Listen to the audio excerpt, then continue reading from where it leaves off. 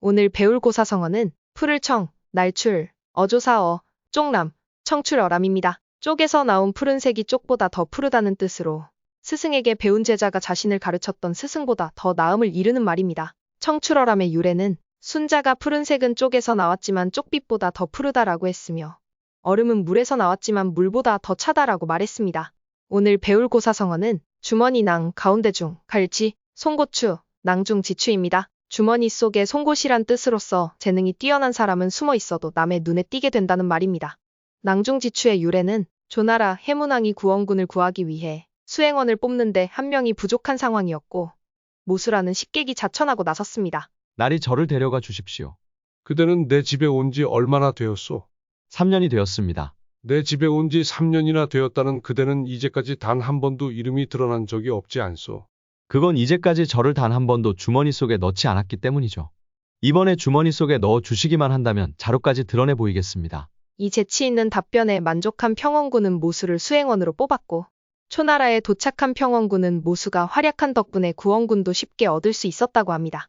오늘 배울 고사성어는 지날과, 오히려 유, 안일부, 미칠급, 과유불급입니다. 정도를 지나침은 미치지 못함과 같다라는 뜻으로 논어에 나오는 말입니다. 과유불급의 유래는 자공이 공자에게 자장과 자아 중 누가 현명하냐고 물었습니다. 그러자 공자는 자장은 지나쳤고 자아는 미치지 못했다라고 말했습니다. 그러자 자공이 그러면 자장이 나은 것입니까? 하고 묻자 공자는 지나침은 못 미침과 같으니라 라고 대답하였습니다. 오늘 배울 고사성어는 매질결, 풀초, 가풀보, 은혜은, 결초보은입니다. 죽은 뒤에라도 은혜를 잊지 않고 가품을 이르는 말입니다.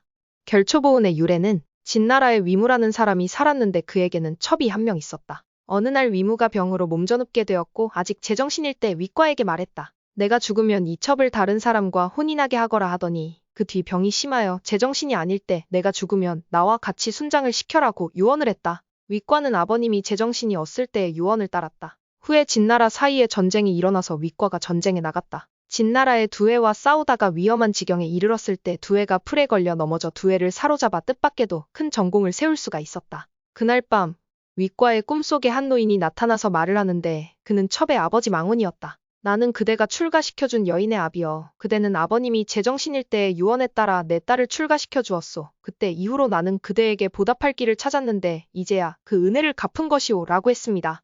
오늘 배울 고사성어는 세길각, 배주, 구할구, 칼검, 각주구검입니다. 융통성 없이 현실에 맞지 않는 낡은 생각을 고집하는 어리석음을 말하는 뜻입니다.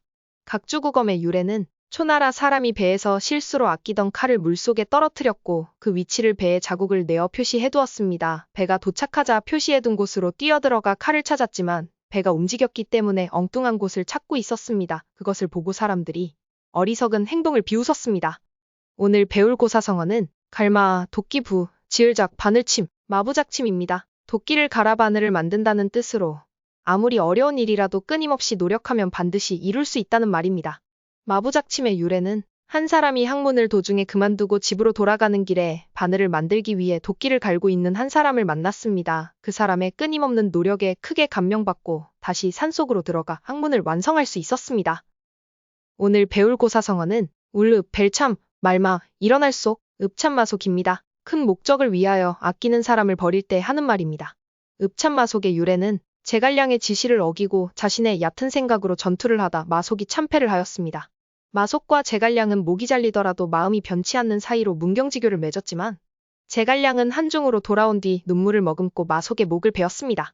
이걸 본 다른 장수가 마속 같은 유능한 인재를 죽인다는 것은 안타까운 일이다라고 말하자 제갈량은 적이 항상 싸워 이길 수 있었던 것은 군법을 분명히 했기 때문이다. 우리가 첫 전쟁부터 군법을 무시하게 되면 어떻게 적을 이길 수 있겠는가라고 대답하였습니다. 오늘 배울 고사성어는 쓸고, 다알진, 달감, 올래, 고진감래입니다. 쓴 것이 다하면 단 것이 온다는 뜻으로 고생 끝에 즐거움이 찾아온다는 말입니다. 고진감래의 유래는 논어에 나오는 말로 한 농부가 공부를 하고 싶었지만 가난하여 공부를 제대로 할 수 없었습니다. 하지만 농부는 좌절하지 않고 붓 대신에 수치로 종이 대신에 나뭇잎을 이용하여 공부를 했습니다. 결국 이 농부는 크게 성공하였습니다. 오늘 배울 고사성어는 다를타, 매산, 갈지, 돌석, 타산지석입니다. 다른 산에 나쁜 돌이라도 자신의 산에 옥돌을 가는데 쓸 수 있다는 뜻입니다.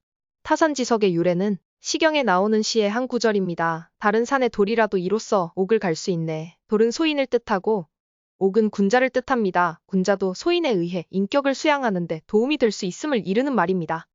오늘 배울 고사성어는 변방세, 늙은이 옹, 갈지, 말마, 세옹지마입니다. 인생의 기륭과 화복의 변화가 많아서 예측하기 어렵다는 말입니다. 세옹지마의 유래는 옛날에 노인이 살고 있었는데 기르던 말이 멀리 달아나 버렸습니다. 노인이 낙심하고 있었는데 몇 달 뒤 그 말이 한 마리 말을 더 데리고 돌아왔습니다. 말타기를 좋아하던 노인의 아들이 그 말을 타다가 떨어져 다리가 부러졌습니다. 그로부터 1년이 지나고 전쟁이 나서 젊은이들이 대부분 죽었으나 노인의 아들은 절름발이었기 때문에 전쟁에 나가지 않아 죽음을 면하게 되었습니다. 인생에 있어서 화와 복은 일정하지 않고 행이 불행이 되기도 하고 화가 복이 되기도 합니다.